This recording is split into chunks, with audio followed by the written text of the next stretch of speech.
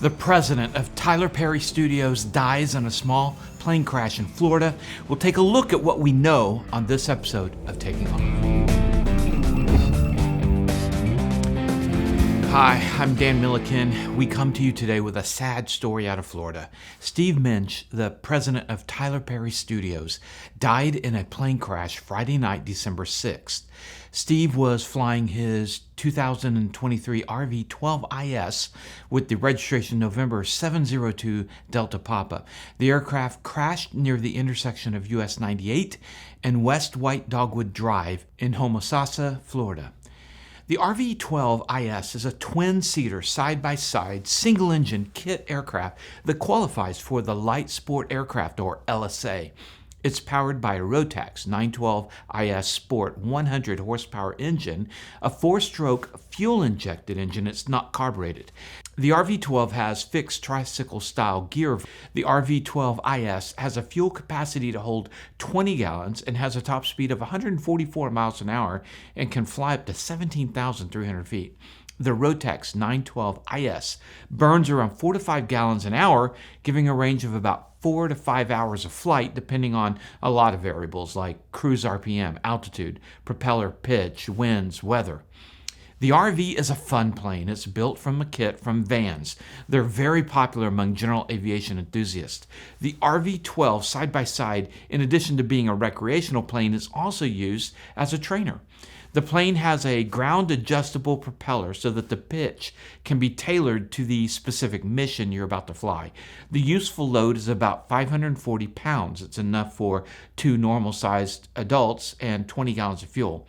This particular RV-12iS was very new. It started flying a little less than a year ago. We don't know the specific instrumentation and avionics on board Steve's aircraft, but they are commonly flown with the Dynon Skyview glass cockpit or the Garmin G3X.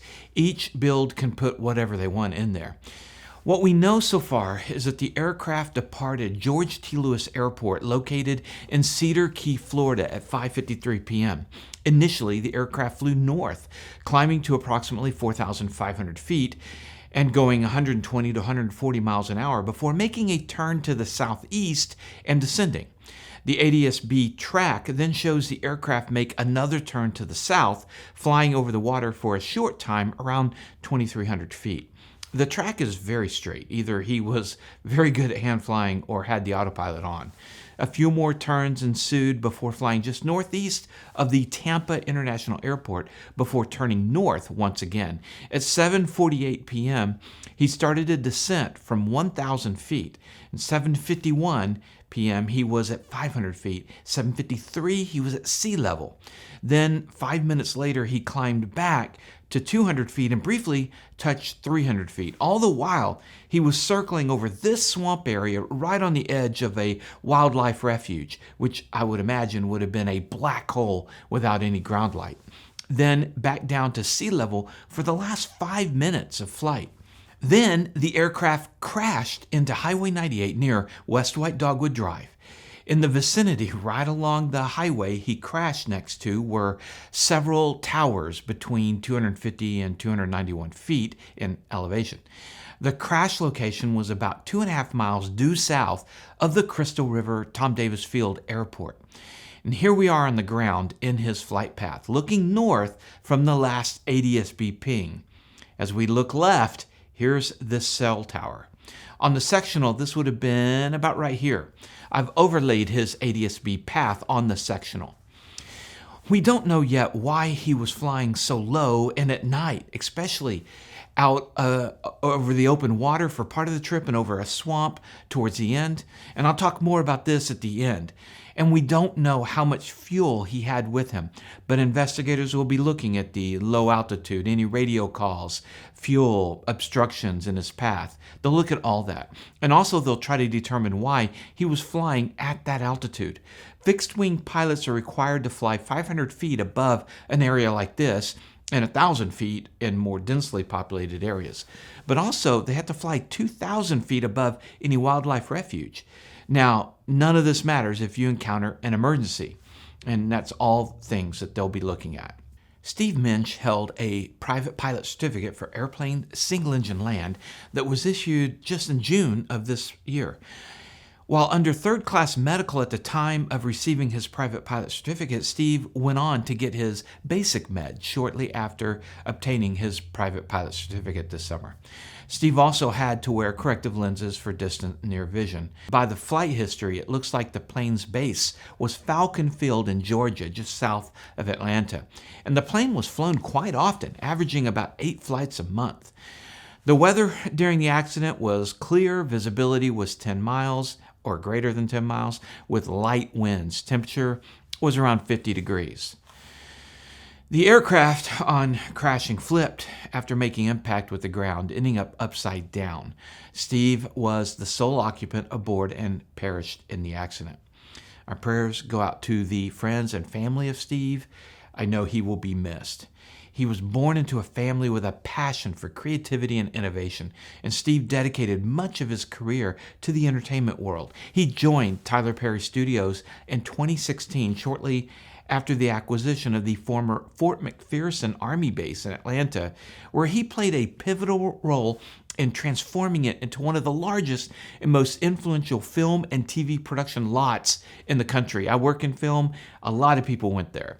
Under his leadership, the studio not only housed Perry's own projects, but also became the hub for numerous external productions, including hits like The Walking Dead. It's all done there. Described by colleagues as a kind soul with an ever-present smile, Steve was beloved in the Atlanta community. His executive experience spanned operations, strategic planning, budgeting, business development, and marketing, making him one of the most influential figures in Georgia's film and TV production industry. Steve is survived by his wife and 3 children who mourn the loss of a loving husband and father. His sudden departure leaves a void in the hearts of many at Tyler Perry Studios and the broader entertainment community who remember him not only for his professional achievements, but for his warmth and generosity. We don't know the cause of the accident, but we will, of course, keep an eye out for the preliminary report from the NTSB. That's what will come next in the next few weeks. Here's what I take away to help me be a better pilot and better person. Flying low, especially at night, has its hazards. Flying at 1,000 feet, depending on the plane, you can have less than 60 seconds before reaching the ground if you lose your engine, and that's not a lot of time to pick a landing spot, especially at night. Flying at 10,000 feet, you might have between 10 and 20 minutes of glide time, depending on, well, a bunch of factors. But bottom line, you have a whole lot more time at altitude if something happens. At night, you can't see the difference between a field and an area of trees or a lake. Often, as pilots, we can head for roads or large parking lots. After all, they have lights in them. But the problem is the roads also have power lines, power poles, communication lines, light poles all over and around them. Landing on a road can be extremely dangerous, but at night and low altitude, you may not have a lot of options. Altitude and speed, the 2 combinations that can save your life during an emergency, you got to use them. So planning your route with intended landing spots in case of emergencies within your glide range can save your life, especially at night. This is a reminder to me to plan higher altitudes when flying at night, to study the route, to see where I can put down if I had to. And I look at all that before I take off.